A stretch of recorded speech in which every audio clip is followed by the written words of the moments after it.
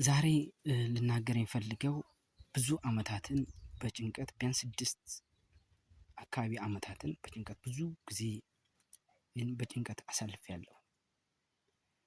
አብዛኛው ትምህርቴን ጨርሼ በስራዬ ከመሆን ይልቅ ብዙ የጭንቀት ጊዜያትን ያሳለፍኩባቸው ዲፕሬሽን ኤንድ አንግዛይቲ የሚባሉ ችግሮች ያሳለፍኩበት ዘመን ይበዛሉ።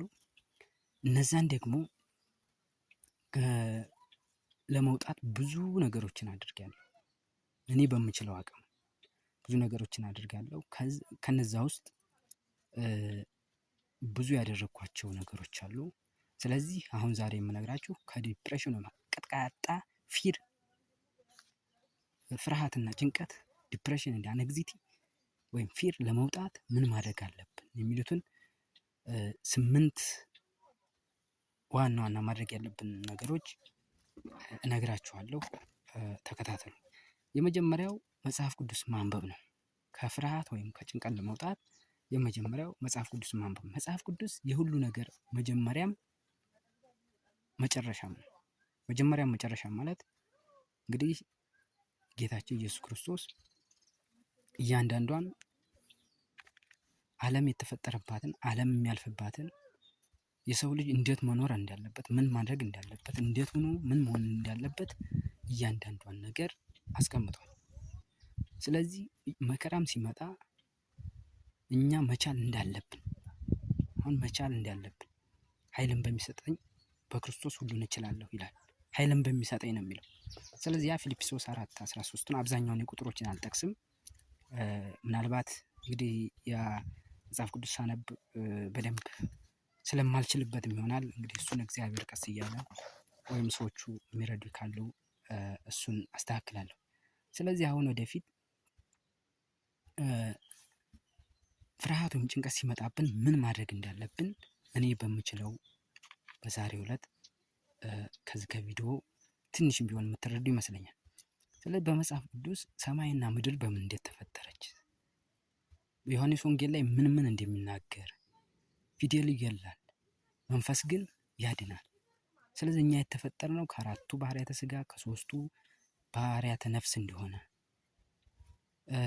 ቃል ሥጋ ሆነ ይላል ዮሐንስ ወንጌል ላይ። መጀመሪያ በጣም ወደው ቃል ሥጋ ሆነ፣ ቃልም በመጀመሪያ ቃል ነበረ፣ ቃልም ከእግዚአብሔር ዘንድ ነበረ፣ ያ ቃልም እግዚአብሔር ዘንድ ነበረ ይላል።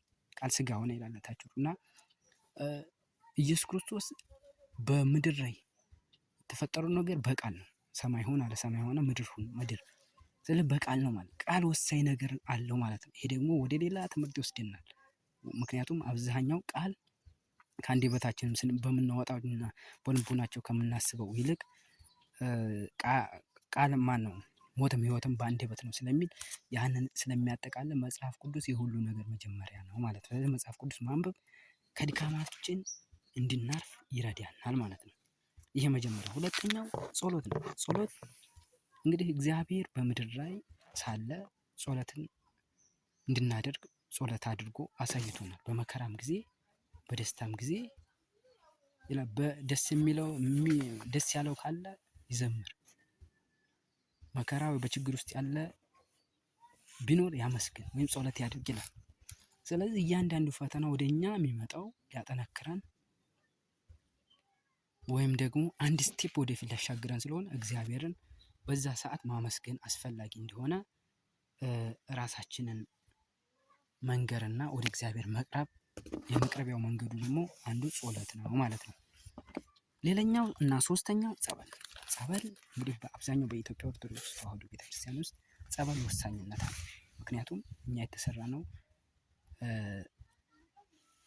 ከአራቱ ባህሪያተ ነፍስ ሥጋና ከሶስቱ ባህሪያተ ነፍስ ነው። ከነዚህ ከነፋስ፣ ከውሃ፣ ከእሳት፣ ከመሬት ሶስቱ ባህሪያተ ነፍስ የሚባሉ ደግሞ ነባቢነት፣ ቃልነትና እስትንፋስነት። ምክንያቱም መናገር አይታይም፣ ስንናገር አሁን አናይም። ይሄ ራሱ ትልቅ የእግዚአብሔር ስራ ነው። ስንተነፍስ ትንፋሹን ዝም ብለን እናየዋለን እንጂ እንዴት ትንፋሹ እንደሚሄድ አናይም።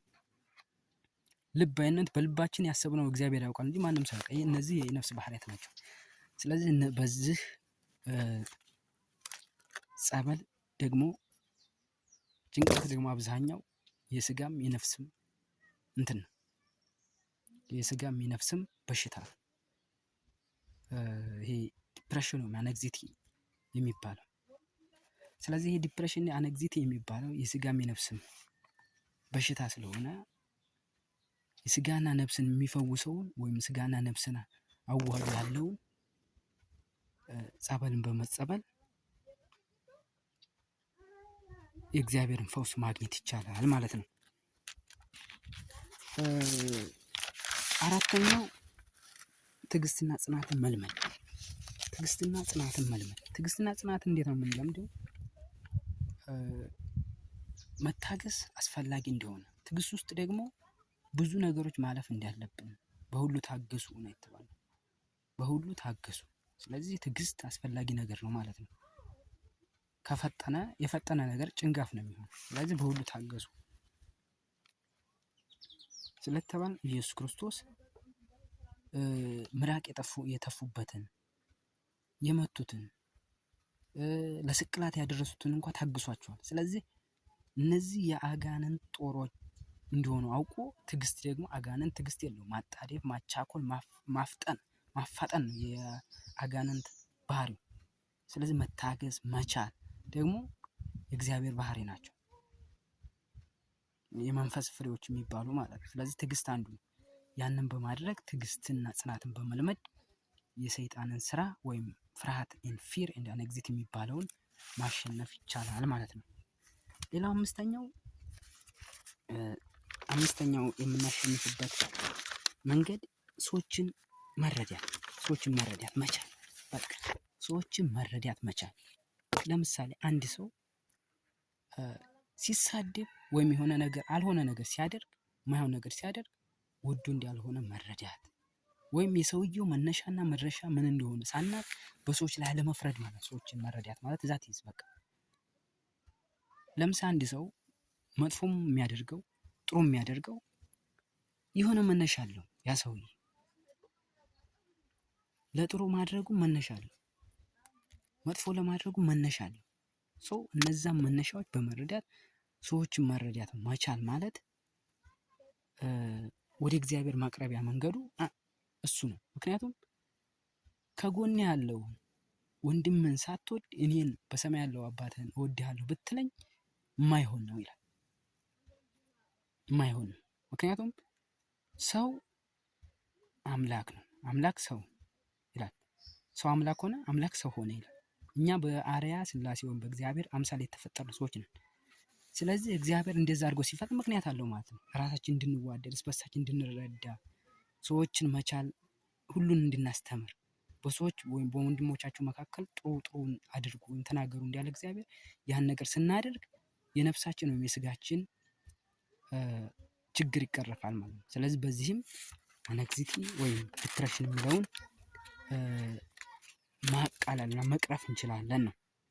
ስድስተኛው መቋቋም በተለይ ለጭንቀት፣ ለዲፕሬሽን፣ ለአነግዛይቲ መቋቋም መቻል። ይህ መቋቋም መቻል የሚባለው አንድ ያነበብኩ መጽሐፍ አልፈራም የሚል አብይ ይልማ ፋይት ፍላይት ኤንድ ሬስት ኤንድ ዳይጀስት የሚባላል። ፋይት ፍላይት ማለት አምልጥ ወይ ተጋፈጥ ማለት ነው። አምልጥ ወይ ተጋፈጥ። ስለዚህ አምልጠህ ማምለጥ የማችላቸውን በመጋፈጥ ሬስት ኤንድ ዳይጀስት ማለት ተረጋግተህ አላምጥ። ተረጋግተህ ማላመጥ ያለብን ተረጋግተህ በማላመጥ ተረጋግተህ አላምጥ ማለት ለነገሮች መረጋጋት። ምክንያቱም በአብዛኛው ፍርሃት ኤንድ ዲፕሬሽን አነግዛይቲ ፊር የሚባለው የሆኑ ነገሮች እንድታመልጥ አእምሮ የሆነ እንድታመልጥ እንድትፈራ ምናምን ነው የሚያስገድድ። በዛ ሰዓት አንተ ደግሞ ያን ነገር መታገስ መቋቋም መቻል አለብህ። በዛ ውስጥ ነው። ምክንያቱም መቋቋም ማለት የእግዚአብሔር መንፈስ እዛ ውስጥ አለ። ይህም በሌላ ጊዜ በደንብ እንተነትነዋለን። ስለዚህ መቋቋም መቻል ስድስተኛው ነው። ሰባተኛው ደግሞ ነገሮች እንደሚለወጡ ማመን ነው። ነገሮች ምክንያቱም በዚህ ዓለም ላይ ቋሚ ነገር የለም። ሰማይና ምድር ያልፋል፣ ቃሌ ግን አያልፍም። መጽሐፍ ቅዱስ ነው መጀመሪያው የማንም ነገር ብያቸዋለሁ። ስለዚህ ሁሉም ነገር እንደሚለወጡ ካመን እግዚአብሔር እንደሚለውጣቸውም ወደ እምነት እንሄዳለን። እምነት ማለት ደግሞ የሚታየው ሳይሆን ከሚታየው ነገር ጀርባ ማየት መቻል ማለት ነው እምነት። ያ እንደሚያልፉ ወይም እነዚህ ነገሮች ዲፕሬሽን ወይም እነዚህ አንግዛይቲዎች አልፈው ወደፊት ጥሩ ነገሮች እንደሚገጥሙን ማወቅና ማስተዋል መቻል ነገሮች እንደሚለወጡ ማመን የሚለው ሰባተኛው ይሄ ነው። ስምንተኛው ደግሞ መጽሐፍትን ማንበብ አብዛኛው ከመጽሐፍ ቅዱስ ተያያዥነት ያላቸው መጽሐፍቶች ማንበብ። ምክንያቱም እኛ አብዛኛው የምንኖረው ለስጋችንም ለነፍሳችንም ነው። ነፍሳችንም ሳንበድል ለስጋችንም ለሁለቱም ለሁለቱም ሲሆን ምንድነው ዓለማዊ መጽሐፍትን ማንበብ አለብን። ምክንያቱም እናንተ የምድር ጨው ናችሁ ይላል።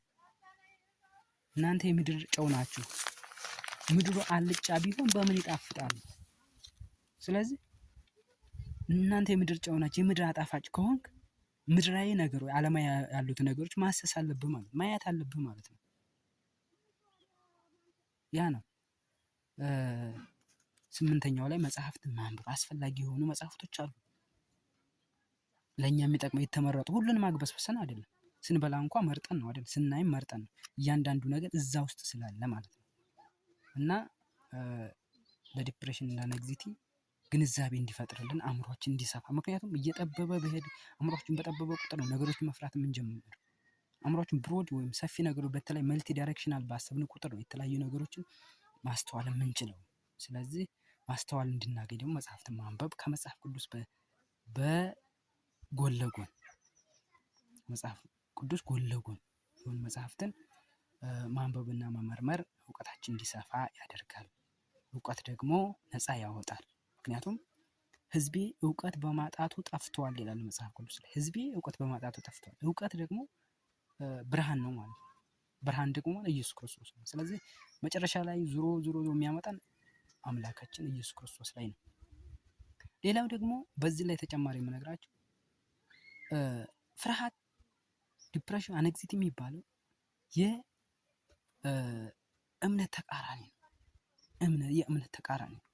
እምነት ስናጣ ነው ፍርሃት የሚመጣብን። ስለዚህ እምነታችንን ማጠንከር፣ እምነታችን ደግሞ በጸሎት በጾም ነው መጠንከር የሚችለው። ስለዚህ ያን ነገር በማድረግ ራሳችንን ከማይሆን ዓለም ማውጣት እንችላለን ማለት ነው። አመሰግናለሁ። በሚቀጥለው ደግሞ እንገናኛለን። በዚህ ያላችሁን አስተያየት ጻፉ። እግዚአብሔር ይስጥልኝ።